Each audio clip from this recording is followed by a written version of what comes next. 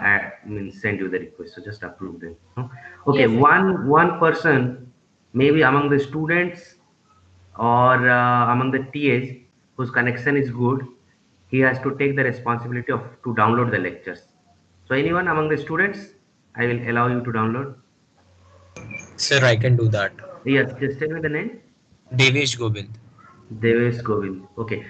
Do you need any kind of permission, or it's you can do it? Just check. Sir, I guess everyone can do it. Oh, fine. So, but yeah, that's true. Everyone can do it, but then I am giving you this responsibility. Okay, Devesh. Yes, And sir. then later on, you can. No, later on means after this, maybe today night, you can upload it somewhere and share it with your friends. Okay.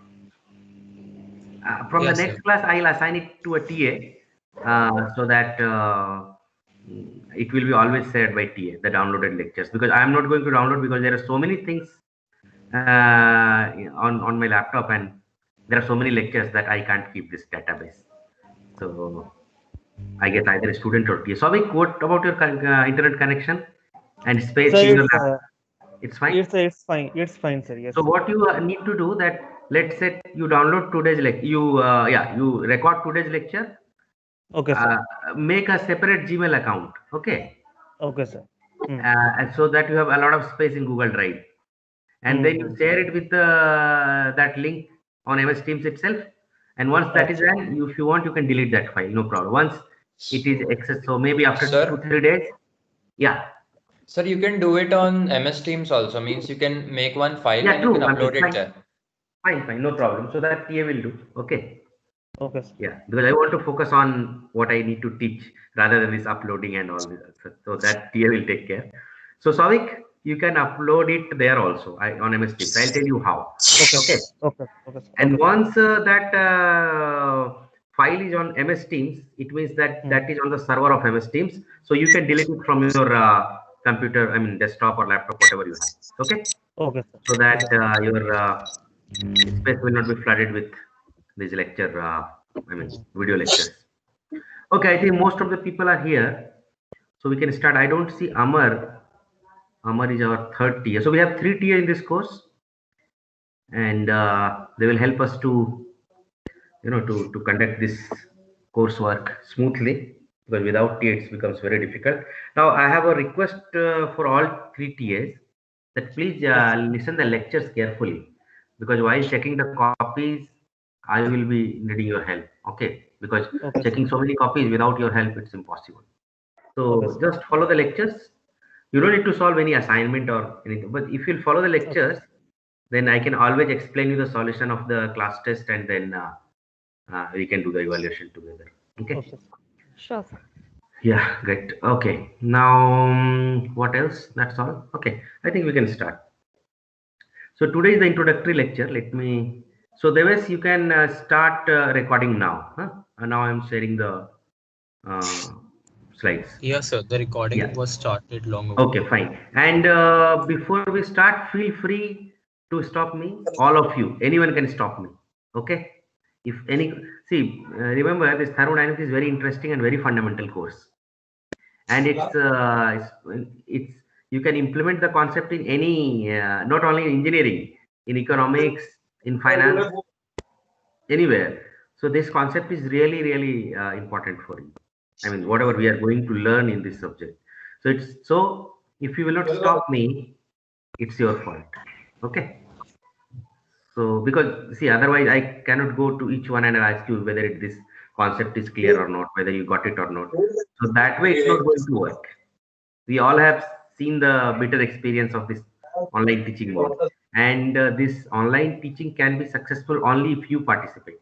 If you will not ask, I will assume that okay, you got it. See, sometimes what happens that 20% of the people are getting everything in the class, and rest 80%, some of them are just ignoring, some of them are unable to get the concept in this online mode. So the only solution is you stop me. Okay. And no question is a silly question. Remember, if you don't know, it's a difficult question for you. You have to clear your doubt. So that's not all. I mean, that is the only way I can help you. Okay. So I want everyone to participate. I mean, and before going to the course, remember that I don't believe much on marks. I believe that if you learn something from this course, which you can implement in real life, then only that is the real purpose of any subject. Okay, so try to understand the concept. Don't I mean, not try to learn only to score in the exam. In fact, try to internalize it. Then you will enjoy the course. Okay. So I know that you have already a background of thermodynamics because for before coming here you have appeared in JE and you have a rough idea of what is thermodynamics. Okay, very rough. In fact, a very little. Whatever you have done in for your JE preparation, that is a small uh, percentage of what we are going to cover. So let me share the PPT.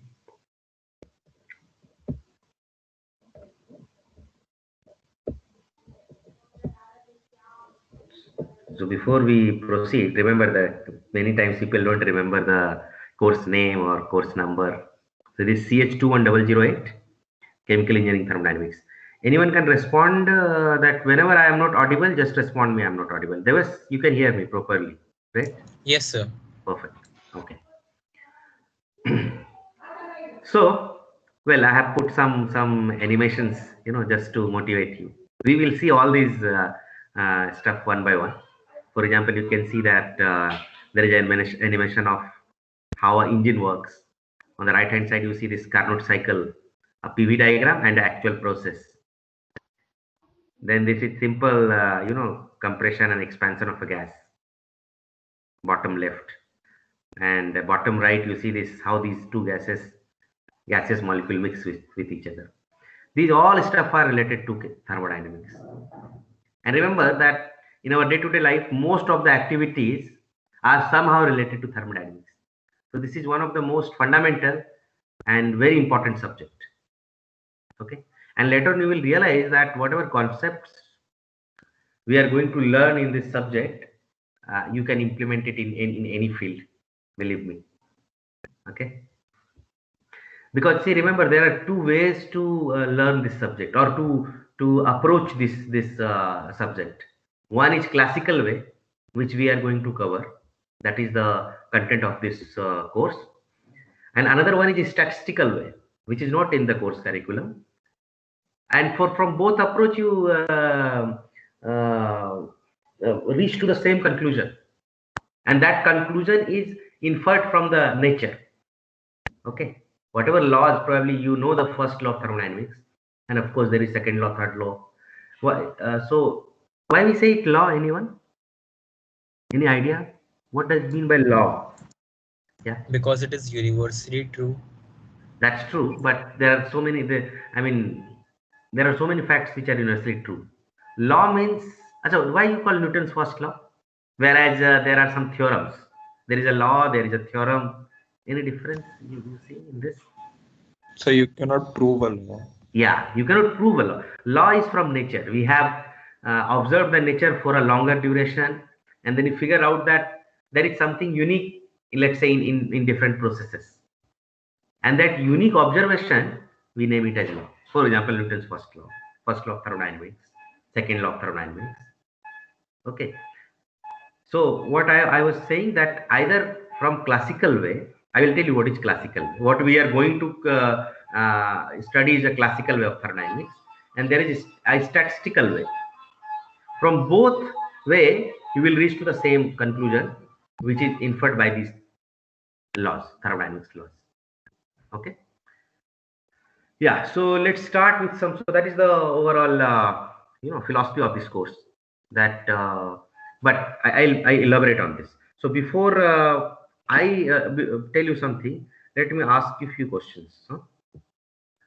So when you have a cup of tea, hot cup of tea, what happens? Anyone? It radiates heat. It radiates heat, or we can say that heat gets transmitted from or transferred from this hot cup of tea to the environment, right? Ambient. Yes, sir. Right? So the heat flow is from hot to cold body or whatever you say. If there are two systems, if you assume that cup of tea is a system and rest is surrounding. Heat is going from system to surrounding. Okay. And then the tea cools down and it attains the temperature of the ambience. So can we revert this process? Like, can we revert back? That we can extract the heat from the environment and we can heat up the tea. If the temperature difference We need to do is additional reverse. work. Sorry. Okay. Yes, How do you we know? can. We need to We add need some to do- work. Yes. So someone said we need to do some work, right? You are right. Yes, sir. So have you read it somewhere? So that we usually study, that is concept of refrigerator and all. True. That is concept of refrigerator. Very good. But it has a more generic name in thermodynamics. It's a second law of thermodynamics. Okay. You are So right. by inverting the potentials, total potential energy of the surrounding to be more. Well, the simple thing is that what I mean to say is that if you want to transfer heat from a low temperature body to high temperature body, you have to do some work. It means that that process is not feasible, right? Yes, sir. So basically, the cooling process of a cup of tea is a feasible process, whereas reversible, sorry, not reversible, whereas the just opposite process is not feasible. Okay, let's take another example. When you mix two gases, so let's say if you take a gas A and gas B, and if you mix it, and let's say there is a diaphragm between these two gases, and when you remove the diaphragm, these gases mixed with each other very well. So that's a feasible process. But if you think that the reverse process is also possible, means these gases will again get separated without any additional work, that is not possible. And that's why separation of any mixture needs energy. Means energy needs money. Okay. So mixing is a spontaneous process. For example, mixing of two liquid, mixing of two gases. On the other hand, separation is not feasible. It's not a spontaneous process. Okay. You have to do some additional work in order to do that. So in thermodynamics, what we are going to learn, or we are going to see what is the criteria for a feasibility of a process. Okay, remember this one. So this we are going to learn feasibility of a process. Okay, what else? So can anyone tell how our body works? Like, we eat food and then what happens? Maybe let me see the name of participants so that we can start interacting. Today is first class. It's an introductory class, so I can use this class to identify, to know you also, few of you. Gradually, I will come to know all of you. Although it's difficult to know everyone in this online mode, in class it becomes very easy, but that's fine. So where I can go to participants, yeah. Okay, so Abhishek. Yes, sir. Yeah, Abhishek Purohit. Let's. Abhishek Kumar is also fine, no problem. So Abhishek, what do you think? How our body works? Why we eat food? If you Like when we eat food, it is like dissociated in glucose, and then it releases so some there are ATP. some molecular bonds which break, right? Yes, sir. So what happens when it breaks? It releases some ATP energy in So form heat of energy. ATP. It's a heat energy, let's say. Okay. Yes. It's a heat energy basically. Simply you can say it's a heat energy. So when what happens when this heat? So how this heat energy helps? In our movement, in our Yeah. body So functions. and that's why if you realize in winter season or in a very cold day, you feel very lazy and you don't want to do anything. So basically your muscles need heat energy. Once the muscles temperature is high, then you can move it easily. So Abhishek, can you identify what is happening here? What is getting converted into what? In which diagram, sir? No, not diagram. In our body. Uh, Yeah. like Can you identify? glucose that we or Yeah. So in broader carbon. sense, you are right. In broader sense, what I mean to say is that basically this is the heat which is getting converted into work in our body, right? Yes.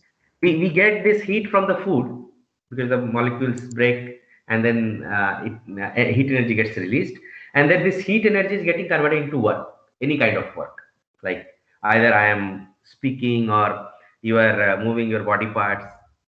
So basically conversion of heat into work. You know how a bullet works? I have put that animation, if you can see. In bullet also what happens that whatever this gunpowder there is explosion in this gunpowder, and there is enormous pressure increase, due to which there is a sudden expansion of the gas which pushes the bullet. So here you can see that we are using the heat energy, or we are converting the heat energy into mechanical energy, basically kinetic energy. So this is heat is going to work. Let's see another example. What will happen? So let's say another participants. So now I know Abhishek, I know Deves. Let's say I'll talk to Aditya. You can hear me, Aditya Agrawal? There are so many Aditya, three Aditya. Yes, sir, I can hear you. Yeah, Aditya. So Aditya, if you can see this. So what will happen? Tell me, if you take a stirrer in a beaker and there is a water or any other liquid, and you stir it very vigorously, what will happen? So the temperature will rise Yes. because we are Another doing some example work that you can rub your hand, then also, the temperature between the palm or upper palm gets increased, right? Yes, sir. Okay. Can you see the example on the bottom left? What is happening here? So the steam. So it's a heat engine. You are right. Yeah. So we are making steam using heat, right? Yes, sir. And then this steam expands, and then we convert this translation motion into rotatory motion. That is the overall concept of heat engine, right? Yes, sir. So here, what is happening? Heat to work or work to heat? Both. In example 1, it's work to heat, right? Yes, sir. On the other hand, in heat engine, it's heat to work, right? Yes, sir. So it can be work to heat also. Like. Yeah, work to heat. This is no. The second one. Yes, sir. The second one. Heat engine is heat to work. You are giving the heat, and you are getting work, right? Yeah, but the engine is rotating the wheel, so in this process, heat will also be generated, I think. No, ignore that thing. I mean, don't go in so much detailed. Like you are talking about the friction and all such stuff, right? Yes. Yeah. For the moment, just ignore that. I mean, see it in a very naive way. Don't go to so much details. On a roughly, we can, if you ignore those losses, we can say that heat is getting converted into work, right? Yes, sir. So that defines the second goal of this subject. That what we are going to learn is interconvertibility of heat and work. We will see what is heat, what is work. The history is very, very interesting of heat. You will be amazed. Okay. So that is so we said feasibility of a process. Now we are saying interconvertibility of heat and work. That is the second important stuff which we cover in this subject. Third one is, so before we go to third one, let me see. So if you have, let's say, let me see with whom I can interact. So Aditya Agrawal, I know. Now two other Aditya are thinking that there will be some gap. So it's a big relief for them. Akhil Nama.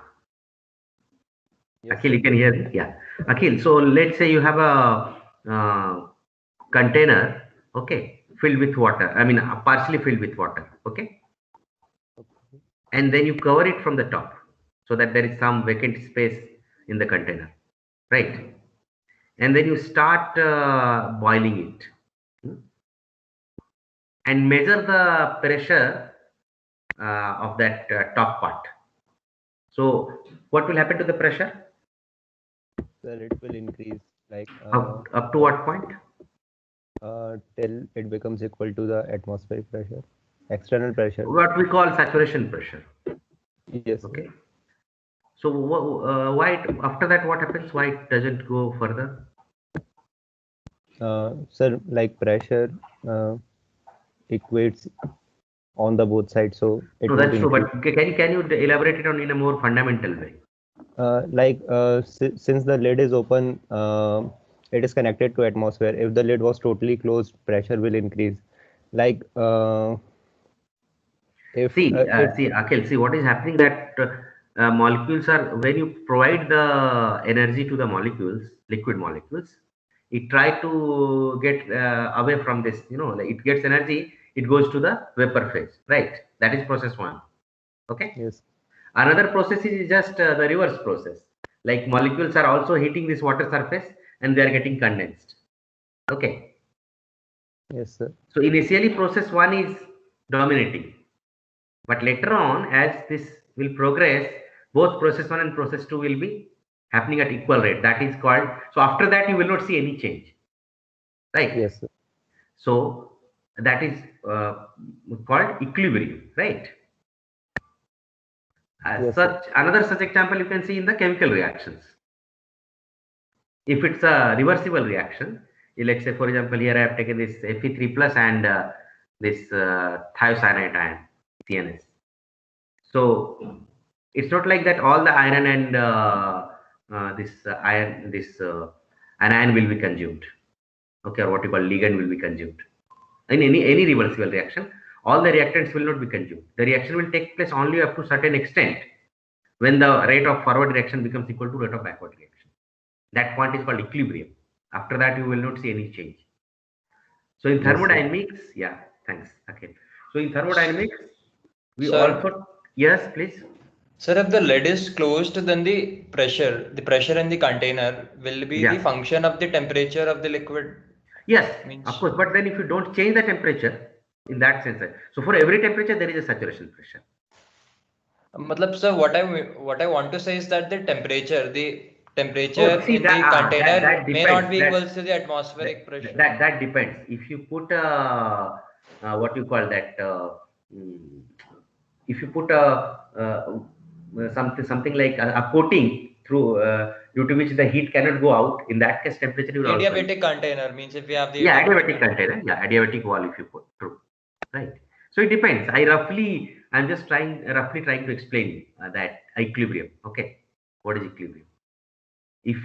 I mean that's the thing which you're asking. It's a more detailed, and I mean there are different conditions. It can be isothermal, it can be adiabatic, right? This heating of this thing. Okay. Hello. Yes, sir. Yeah, am I clear? I mean, what you Yes, said is sir. also right. I'm just roughly explaining. We are not going into the detail right now, at least. Okay. My only purpose was to motivate you that there is something called equilibrium. Okay. What will happen if you take a closed container, if you take a adiabatic wall, or if you take a thermal wall or diathermal wall? That we will see. See, if you take adiabatic wall, then of course temperature will increase. It's not going to remain constant. Okay. Yes, sir. Yeah. And for every temperature, there is a saturation pressure.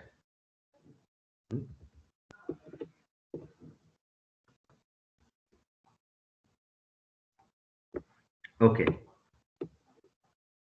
So we will see this experiment, how we measure the saturation pressure. In that, there we will see that whether we should keep it closed container, or what does it mean by when the pressure becomes equal to atmospheric pressure. All these things we will see in detail. Okay. But the bottom line is that the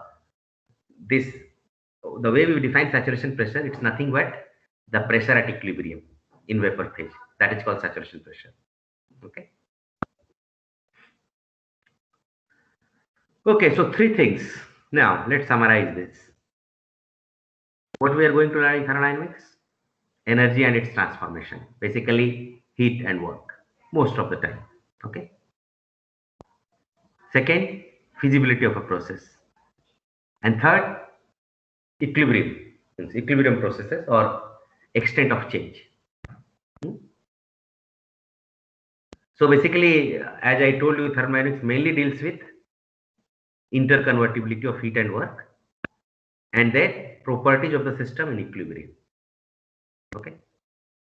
Well, in equilibrium, it's not very strict. But yeah, most of the time in thermodynamics, we say that it's a quasi-equilibrium state. So that's why I have put this word properties of the system in equilibrium. If a system is not in equilibrium, then heat transfer comes in the, like what is called rate of heat transfer. Okay. So most of the time we'll see that we assume that it's a quasi-equilibrium state. Okay. And then remember, this thermodynamics is an inductive science. Now it has become so broad. I mean, its concepts are so generic that you can implement it in other fields also, as I already said. So remember these 3 points. That will be your agenda for this subject. That heat work convertibility, and then feasibility, and then equilibrium of the process. Remember, as we discussed, that all these laws which we are going to learn in this subject, they are mainly based on experimental observation over a very long time, and not only one scientist, by many scientists, okay, in different corners of the world.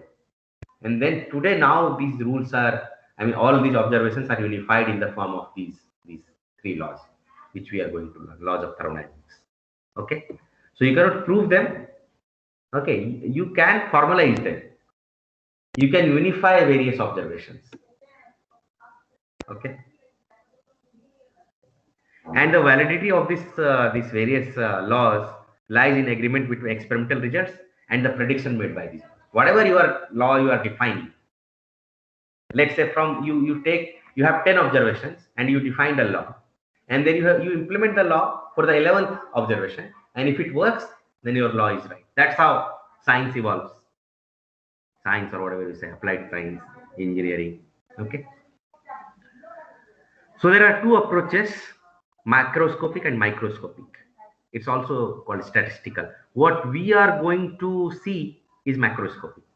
Many times we call it classical thermodynamics, because the observations are based on the and our laws are based on the macroscopic quantities or macroscopic observation. We'll see. Microscopic means the simplest example of microscopic approach is what we have already learned during your JEE preparation. Anyone can guess? Anything in thermodynamics you have learned which is microscopic or statistical? Well, let's say microscopic. Kinetic theory of gases. Kinetic theory of gases. Very good. So that is another approach. Okay. And in fact, there is a separate branch on this statistical thermodynamics. It's very involved, very deep, very deep. There you have to first understand the true meaning of entropy, then only you can proceed. The meaning of entropy which we know, or which you know at your school level, or even after this course, is very preliminary. In order to get the real feel of entropy, so this whole entropy defines this microscopic approach. Okay, what we are going to learn is macroscopic approach. So, as I told you, these are laws of nature, and that's why it becomes very important for us, at least to at least have a superficial knowledge of such kind of laws of nature, because these laws of nature dictate our life. Okay, see this. If you see the human history, so let's go to history. I mean, this is the first class. It's very important that from where this all stuff started, like what we know today as thermodynamics, from where it started. See, if you see the human history, from the very beginning, we human beings tried to convert heat into work. Either purposefully or by default. Our body is a perfect example of heat is getting converted into work, or otherwise also. For example, you see from 1680, what you can say, that scientific research has started on this stuff. Like you see this in 1680, this guy Huygens fabricated a piston engine powered by gunpowder. Later on, people tried steam also, you can say, in 1690. And then there was continuous ongoing research on this, how we can convert it into work. And then finally in 1769, this James Watt came up with this steam engine. Okay, so now that's why, the unit of power is watt. So in the honor of James Watt, we know that the unit of power is watt. Okay. And then later on, people have worked on this his design, and then they modified it. So it was ongoing research. Now we don't use steam engine, but but this quest is not. This quest is really old. Like,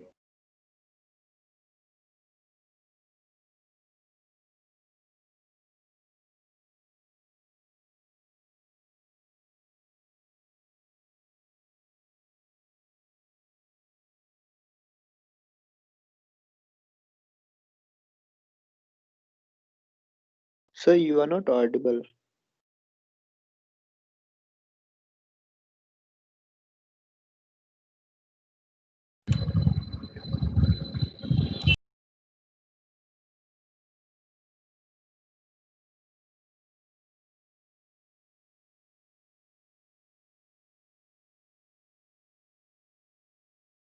Sir, you are on mute.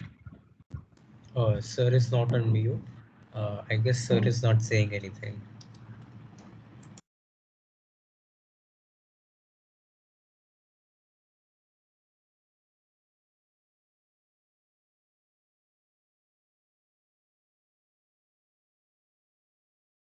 Silent treatment.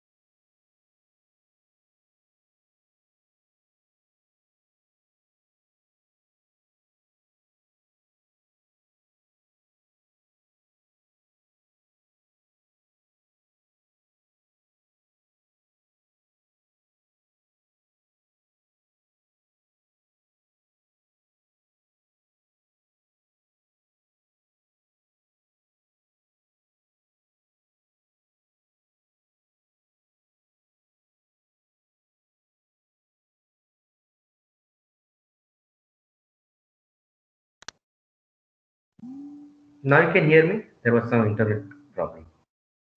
Yes, we can hear you now. Thanks. Yes, Megha, problem is sorted out. I got your call. So somehow there was some problem with internet connection. Okay. So let me share it again.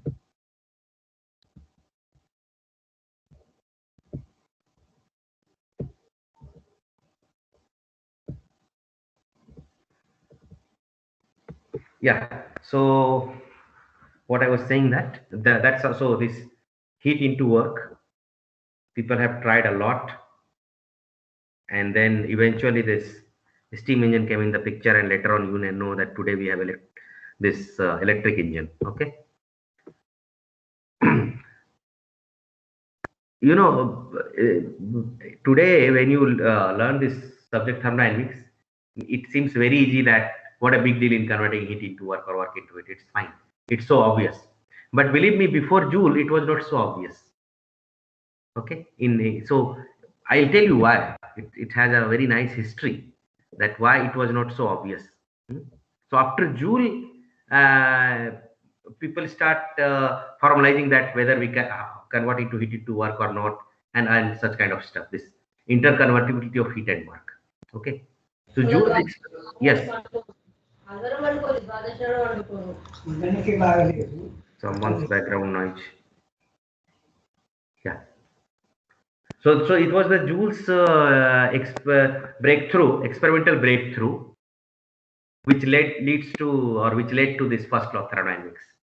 We'll see how. So when we'll do the first law of thermodynamics, we'll start with this Joule's experiment. Okay.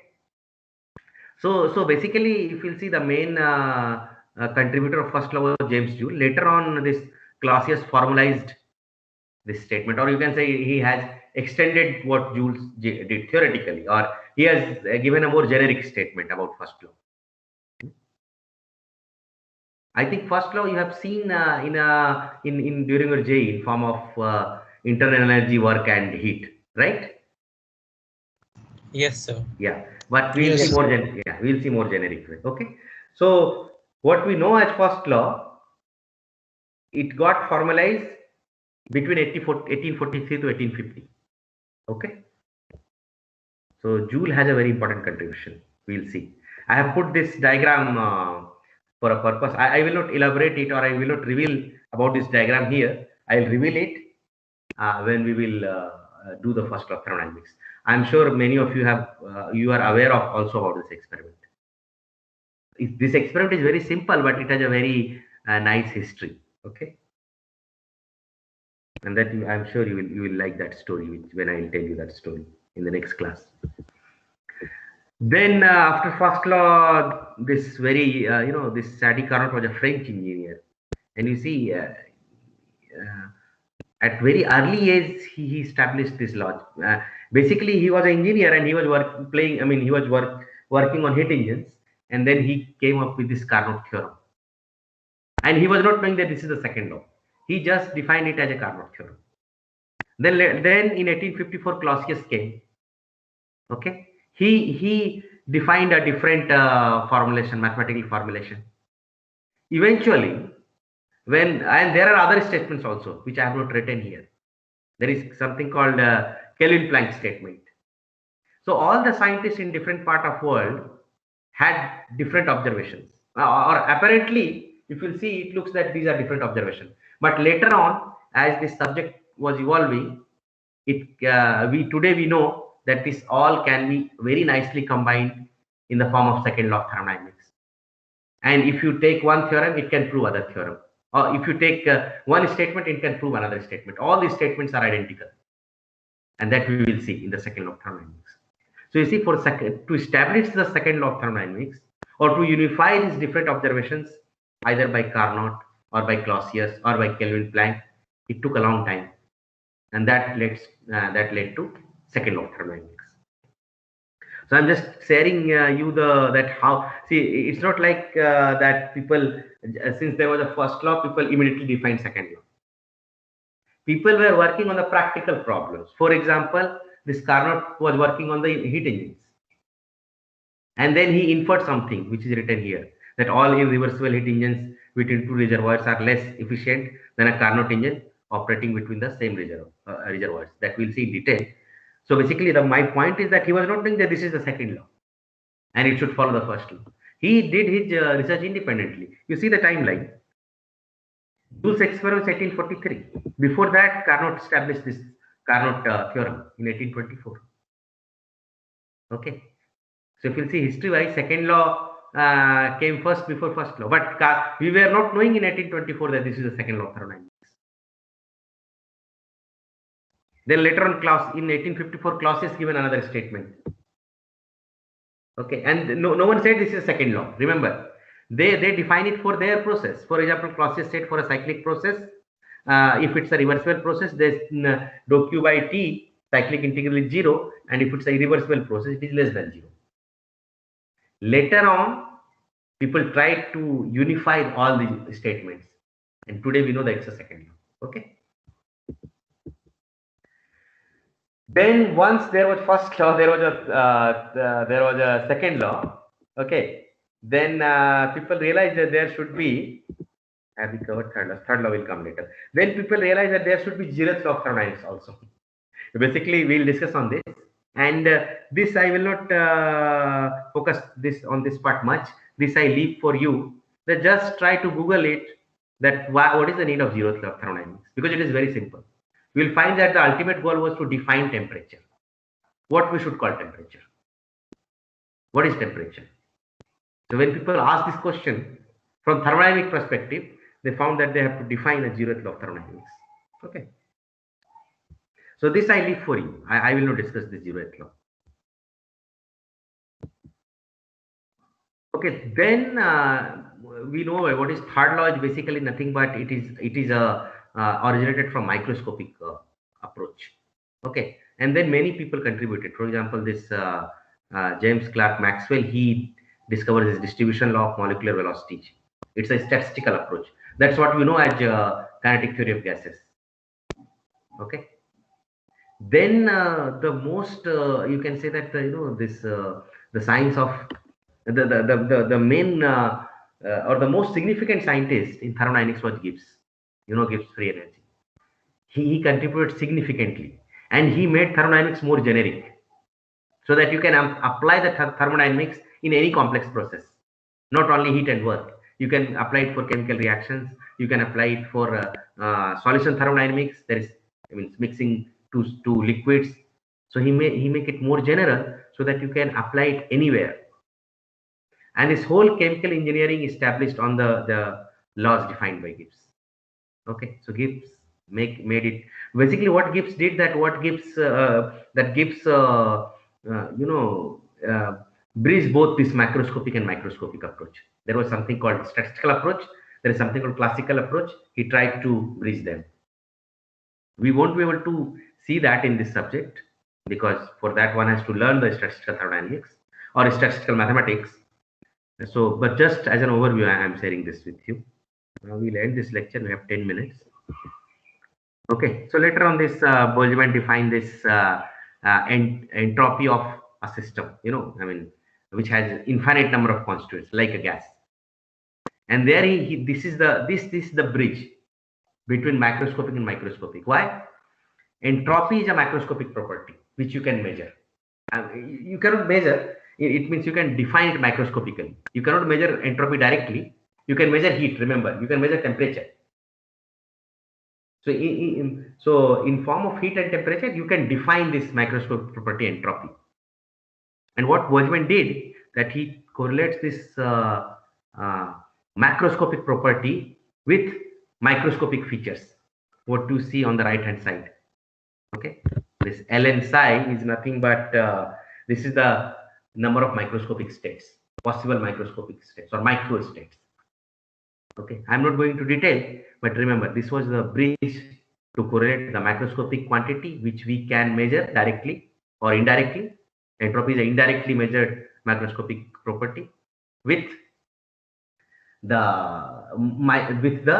what you know as molecular details or microscopic details, which is theoretical.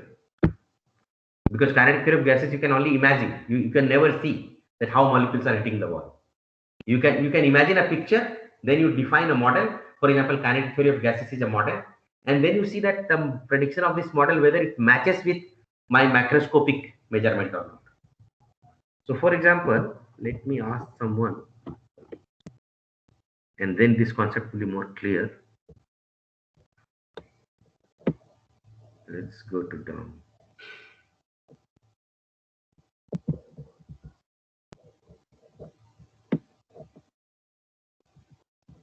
So Jyoti, you can hear me?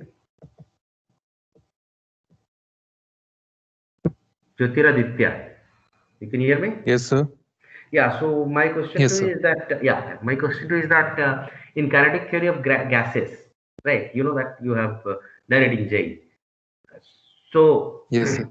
which macroscopic property you can relate can be a bridge between this microscopic approach and macroscopic approach? Any guess?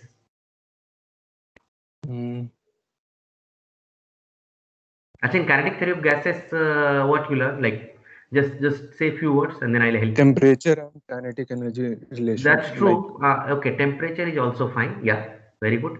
So basically temperature we can measure macroscopically, right? That means using a thermometer, right? Microscopically. Macroscopically. Yes. Yes, sir. And then you have a microscopic picture. What you say that this is the average kinetic energy of the molecules. They are in random motion. So that you are imagining. That you never know whether it is happening or not. Okay. That is your imagination, and based on that, you have defined this model. Similarly, pressure also, right? Yes, sir. Because pressure The also non- said that there is a bombardment on the wall of a container, and then according to Newton's second law, there is a force experienced by the wall, which we know as pressure, right? Yes. So pressure we can measure macroscopically, right? And we can Yes, sir. always correlate it with kinetic theory of gases. So kinetic theory of gases, it's the imagination, and that's what we call model. Okay. So that is statistical approach which we are trying to bridge with macroscopic measurable quantity. Okay. So with Right. this, I think, yeah, thanks. Nitin. So I think with this, I have given you enough background of this. From next class, we are going to start with first law. Now let me share the name. So the books which we are going to follow for next few classes is, in fact, most of the stuff is, you can follow this thermodynamics and engineering approach by Sengel, and another book is engineering thermodynamics by YVC Rao. Okay. There is chemical engineering thermodynamics also, but I prefer this book to learn the first part of the thermodynamics. So I will teach you till mid-sem, and then after mid-sem, Professor Gargidas will teach you. He will teach you solution thermodynamics and few gas means a bit more complex systems. Or you can say more about fugacity, what is fugacity, or what is chemical potential, or all such stuff. That is the advanced version of thermodynamics, more specific to chemical engineering. And there is one more book. I will share the name of that book in after few classes when we will start. After finishing the second law, we will read something called availability, and there I will share the name of another book. That is a very nice book and a very fundamental book. For me, I have 50 marks out of 100, so I'll take 2 class tests, 25 marks each announced. Okay. Anything from student side? I've spoken a lot, so yeah, anyone? So should I be a bit slow, or you think the pace is fine? Sir, can it be made this way that like there'll be an optional third test, like best of 3, something like that? Say, is it SETI? SETI, right? Yes, Vardhan. Vardhan, it's very difficult. See from teacher point of view, checking so many copies, 3 class tests, very difficult. Okay. See, anyway, Gargi ma'am will take 1 or 2 tests, right? So, like too many tests, then I have to check all the copies. So then I have to, I will get distracted in checking copies and evaluation. I don't like that thing much. I focus more on how much we can learn from each other. Is it okay, Vardhan? 2 is fine, I guess. Yes, sir, fine, sir. Yeah. Yes, anyone? Kumari Bhavna? Everything is fine? Yes, sir. You are getting It's it? fine, sir. Right. Okay, Yes, sir. great. Yeah. Lalit? Yes, sir. Okay. Okay, guys. So, I mean, anytime you can stop me. Nitin Baghel?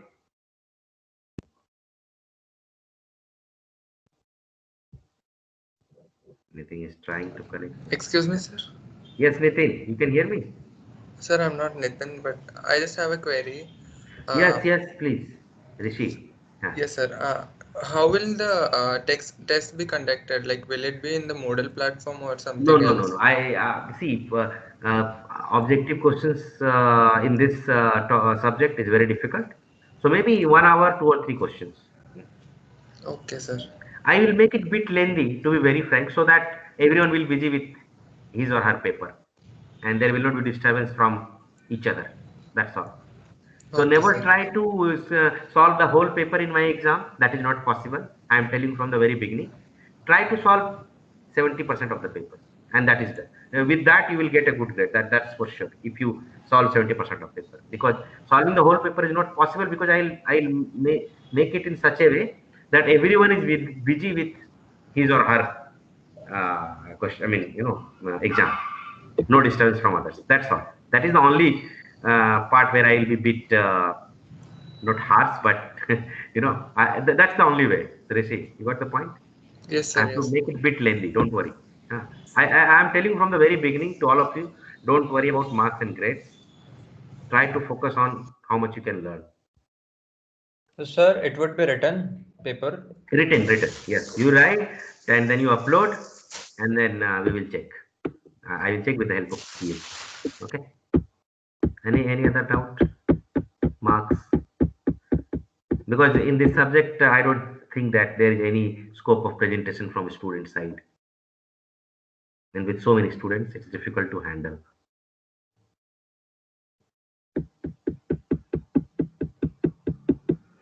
Anyone has any problem in listening me, or my pace is fast? Any comment on that, or I should keep this pace? What do you think? Yeah, it's fine, sir. Okay, perfect. So you have class after this class? I think no, right? Any class? I think 1 to 2:30 there is a break, right? 1 to 2. Okay, Yes, guys. sir. Then yeah. So see you tomorrow then. Okay. Who downloaded this recorded these lectures? Deves, right? For today. Yes, sir.